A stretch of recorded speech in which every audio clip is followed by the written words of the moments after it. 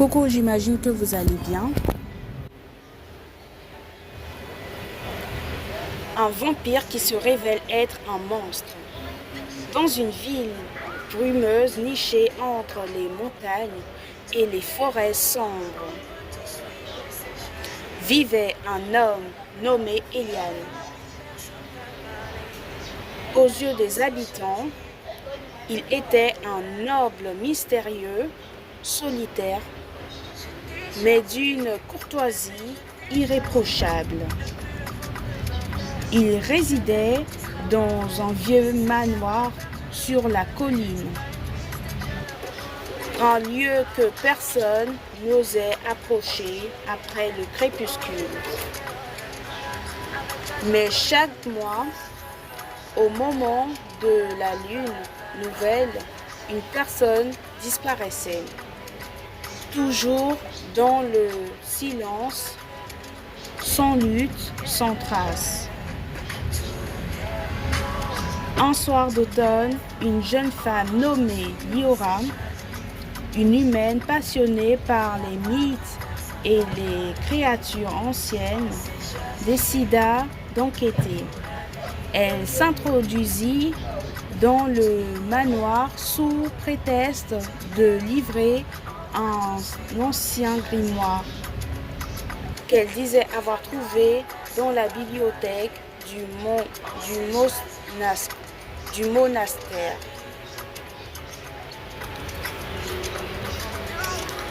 Eliane l'accueillit avec un sourire charmant, la remercia et l'invita à rester pour le thé.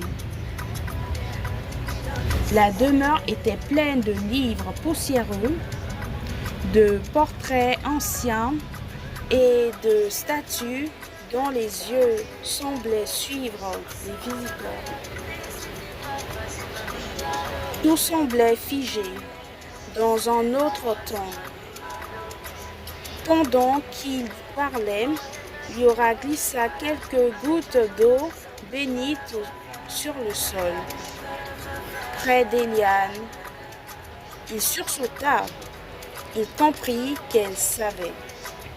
« Pourquoi es-tu là ?» demanda-t-il d'une voix grave, plus profonde, plus ancienne que celle d'un homme.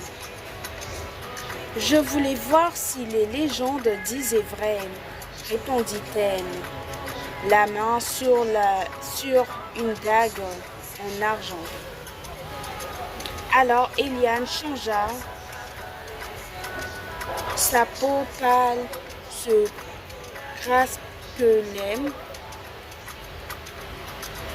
craquelait comme un marbre brisé, révélant une chair noire et visqueuse dessous.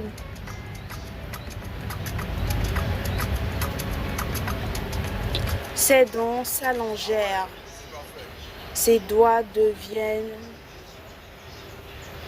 des griffes. C'est l'histoire d'un vampire où il faut voir le côté positif qui se révèle être un fantôme sur WhatsApp. Liora, une fille douce, amicale, tombe amoureuse d'un garçon qui est séduisant, beau, incroyable, gentil, qui se révèle être un vampire lorsqu'ils discutaient ensemble. Elle est étonnée du comportement de ces mystérieux hommes vampires.